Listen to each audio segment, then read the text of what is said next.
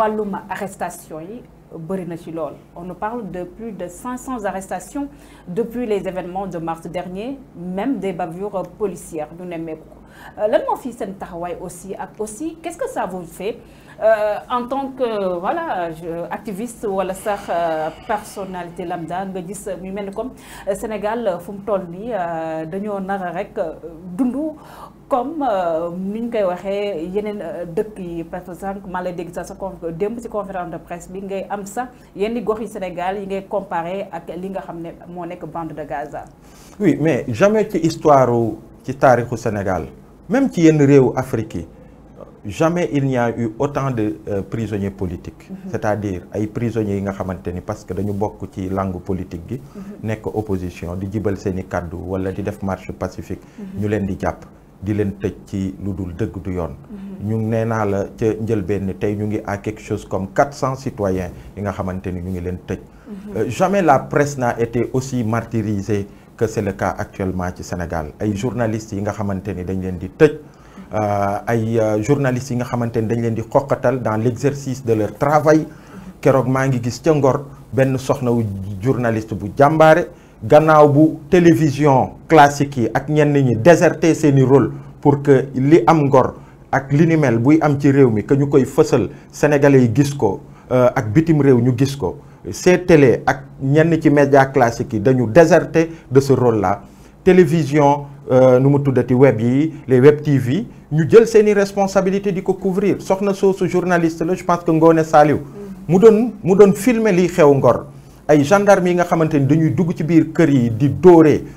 di yor ay armes yi nga xamante ni c'est des armes di tirer nit ñi di ko gis que muy filmer loolu mu jot un appel en direct de quelqu'un ki nga xamante ni takk der la mu am responsabilité ci je pense gendarmerie ou quelque chose comme ça di ko en direct di ko menacer pour que mu arrêté mais loolu fan la mës a am loolu ci ban réew lañ nekk njàpp bi tey est-ce que mais mais loolu benn la waxatuma la ni ñu téye ay journalistes yi nga xam ne ñu ngi leen mais ay télé yu ñuy couper seeni signal di leen xoqatal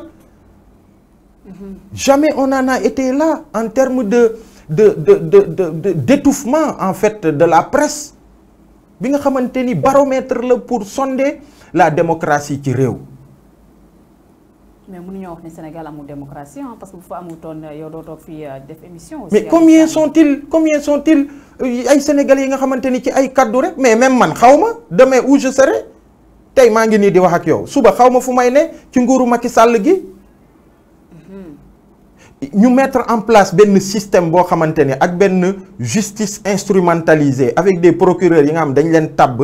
jox leen ay feuille de route yi nga xamante ni dañuy ne diw lii la wax ok ñu indi la et puis bu ñu la indee ñu dem fouiller sa téléphone dem fouiller ci ay mbir xool lan la ñuy teg sa ndodd léegi xaaral ma wax la jël ay charge jël ay dispositions du code pénal ak code de procédure pénale teg la ay articles yi nga xamante ni bu ñu la yóbbee ci juge d'instruction du am beneen choix bu dul ci ay mbir yu ñàkk fayda ñu nëbb la jant bi ibbi information judiciaire au moins 4 5 6 mois ñu fàtte la balaa ñoo xool ce dossier. mais Aliou aussi les dérives sur les réseaux sociaux mun nañu wax ne c'est une réalité.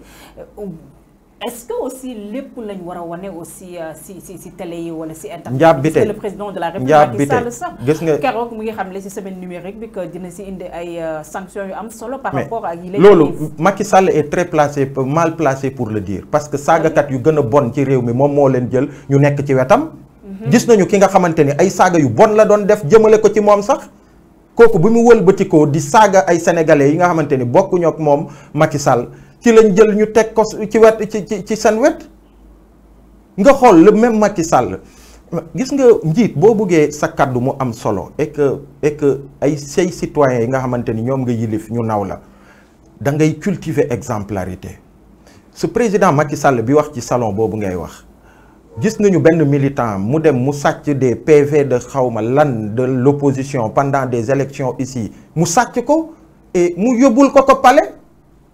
Il le reçoit. Justement, et c'est là où fa la laajee parce que l'un des grands enjeux yi nga xamante ni moom mooy xaar suñu réew mi mooy ñu dem ba ñu tabb ay présidents yi nga xamante ni bu ñu ñëwee ba ñu fal leen ñu toog dañuy dindi seen casquette chef de parti teg ko nale démissionner de la tête de leur parti ñu doon le président de la République du peuple. Et su boobaa nangutoo voté wutoon assises yi par rapport à ça. mais oui mais yooyu c'est des principes. xam nga Macky Sall bi ñu nee ni président de la République bi judd après les indépendances la.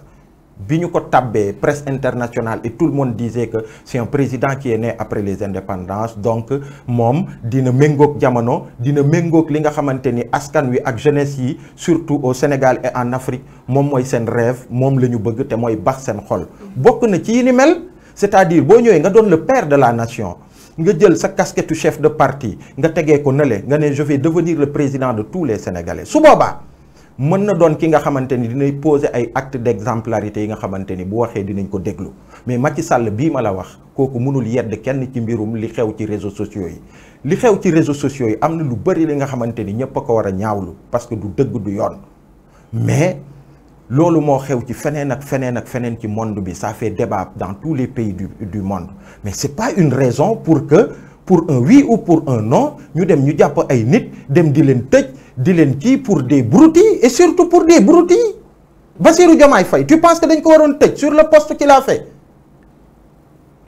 ak keneen ak keneen. Est-ce que Bassirou lu mu wax yow li mu ko wax.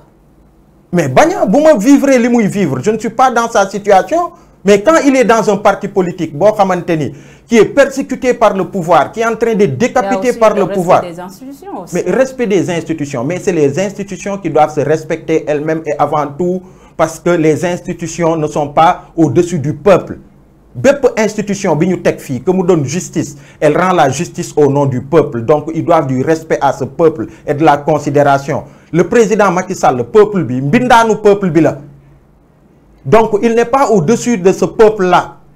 les Sénégalais les citoyens dans toutes les démocraties mais man dem naa aux États-Unis tu vas à Washington depuis 2011 bi ma fa dem 2011 ouais mais il y a des citoyens américains yoo xamante ni xoola buntu White House lañ nekk ak seeni pancarte saa su président américain yeewoo mu gis message yu ñu koy lancer léeg ay message yu metti mais c'est ça la démocratie mais Macky Sall tu penses que le président Macky Sall tout ce que Abdoulaye Wade lui a permis kay da ngay xool ci jamono yi dañuy génn yenn message yi mu doon lancer à l'époque jëm ci Abdoulaye Wade tout ce que Abdoulaye Wade lui a permis il l'a refusé à son opposition au nom de quoi tout ce que Abdoulaye Wade lui a permis ba ci mbirum uyu ji justice président Macky Sall convoqué nañ ko fi ci mbirum blanchiment d'argent mu waroon dem uyu ji il a mobilisé tous ses militants awee Sandaga yëpp rasaatu foofu yëpp ñi doon taxaw ànd ak ñoom ñu dem Abdoulaye Wade le lui a permis et tey son opposant Ousmane Sonko il ne lui permet pas d'aller répondre à la justice de façon sereine nga foog ni loolu yoon la nga bëgg nit ñi noppee ko loolu mënuñu ko noppee njàpp bi tey la démocratie sénégalaise est à terre les institutions mais vraiment Macky Sall en a fait vraiment mais xoolal même en termes de perception des Sénégalais sur leurs institutions ça n'a jamais été aussi bas lii baax ci internet bi Sénégalais yi di ko exprimer à travers les organisations politiques à travers les activistes à travers les journalistes mais cela dénote d'une perception et d'un ras-le-bol et vraiment d'un sentiment profond de dégoût bi ñu am vis-à-vis de leurs institutions ak perception bi ñu ci am loolu rek la loolu la ñuy traduire par moyens yi ñu am ñu ne leen du ngeen ko fi waxee ku wax rek ñu tëj la ku wax ñu tëj la ba pare téye la ci biir commissariat yi j'ai une vidéo bi ñu ma envoyé j'ai ici une vidéo njàpp bi tey une vidéo bi ça parle de quoi? Non c'est une vidéo boo xamante ni dañu wane ni dañ na ni lii ay manifestation yu ñu jàpp ay manifestants yu ñu jàpp la yóbbu leen brigade Ouakam parce que lii may gis nii xàmmee naa ko parce que dem naa brigade gendarmerie bu Ouakam mais kër yi nekk aux alentours yëpp ñu ngi leen di dégg ñuy yuuxu parce que ñu ngi leen di torturer au nom de quoi? C'est pas normal. Au nom de quoi? Est-ce que les militants de l'APR bi ñu leen di jàpp en 2011 nii lañ leen doon def et on veut que les gens se taisent et tey jii nii j'ai vu le gars de Souma parce que Souma assistance la leen yóbbu après rajo yi wone fracture du poignet fracture crâne ak xawma lan sur des jeunes manifestants yu ñu jàpp et ñu foog ni loolu non. Et il faut que ma interpeller les forces de défense et de sécurité, notamment police, gendarmerie ak yooyu, leur parler du syndrome Arona Sy. C'est Arona Sy qui était là comme commissaire central de Dakar en 2011. À tort ou à raison ñu bëri jàpp nañ ni yenn yu ci bëri yu am à l'époque moom amoon na ci taxawaay. Gis nga bi alternance amee mu am fi parce que policiers yi ngay gis yëpp dinañ dem au niveau national ba ñu toll fi nga xamante ni dañuy plafonné. Donc feneen fu ñu mën a amee yenn prestige yi teg yeneen jéego dem ci yeneen niveau mooy dem au niveau des Nations Unies. C'est vrai. mu amoon fi opportunité parce que njàngam compétence am ak expérience am may na ko pour mu dem au niveau des Nations Unies. Mais biñ ko ci sélectionné. Mais ñun dañu taxaw ne non Arona Sy dafa amoon taxawaay ci yi fi am ci événement yi yëpp contre la 3e candidature de Abdoulaye Wade ñoom Alioune Tine taxaw ci. Malheureusement ci les Nations Unies ne non donc kii finalement duñ ko jël parce que lii nii ñu wax te mu xewoon Sénégal moom moo ci amoon yii taxawaay moo amoon ci yii fonction ci li sénégalais yi wax à tort ou à raison mais nit ñi gis nañ lu xewoon Sénégal mais loolu moo ko xañ poste boobu bu dee nag ñi nga xamante ni ñoom ñoo nekk à la tête de la police wala de la gendarmerie wala yenn brigades yi ñu foog ni pour des carrières à eux pour que ñu yegg ci fenn fii ils sont obligés d'exécuter yenn ordres yi wala di def yenn yi di jël yenn citoyens yi di leen torturer nii nañu xam ni non seulement ce régime là fii ak 8 mois 9 mois daf fiy jóge ils en répondront devant la justice sénégalaise et ma foi ils en répondront devant la justice sénégalaise. leneen li mooy au plan international maître Tine wax na ko démb ci conférence de presse bi ñu ngi leen di sérieux ñoom ñëpp ku ci nekk sa tur ak ban fonction nga amoon ak yan taxawaay nga amoon ñu ngi koy bind commencé di ko documenter commencé saisir yenn institutions yi nga xamante ni c'est des institutions internationales pour que nguur gi bu fi jógee seeni responsabilité ci lépp li xew ñu mun a dem layoo avec les institutions internationales leneen li nag mooy seen carrière moo ciy brisé parce que seen teranga nguur gi yoru ko la plupart d'entre eux ay doomu sénégalais lañu yi nga xamante ni ñu ngi jógee ci bas peuple bi di ñafe ba ñu dugg biir police wala gendarmerie di ñafe ba ñu am ci yenn dayo yi loolu noonu yóbbu leen foofu mun na leen yóbbu fu ne nguuru Macky Sall bu mu leen dugal ci yenn yi ndax même Macky Sall le président Macky Sall malheureusement yéene bu baax bi sénégalais yi amoon ci moom buggu jeune président bi mu doon mu dawal pare dem mu am sax opportunité wu ñëwaat mais dem par la grande porte loolu la nekk di dëddu tey nguuram nekk di poser ay actes yi nga xamante ni c'est des actes dignes du régime Hissène Habré un jour il en répondra devant Fiwaré. dem uy ji peut-être dialogue bi nga xam ne le président de la République Macky Sall woote na ko aussi.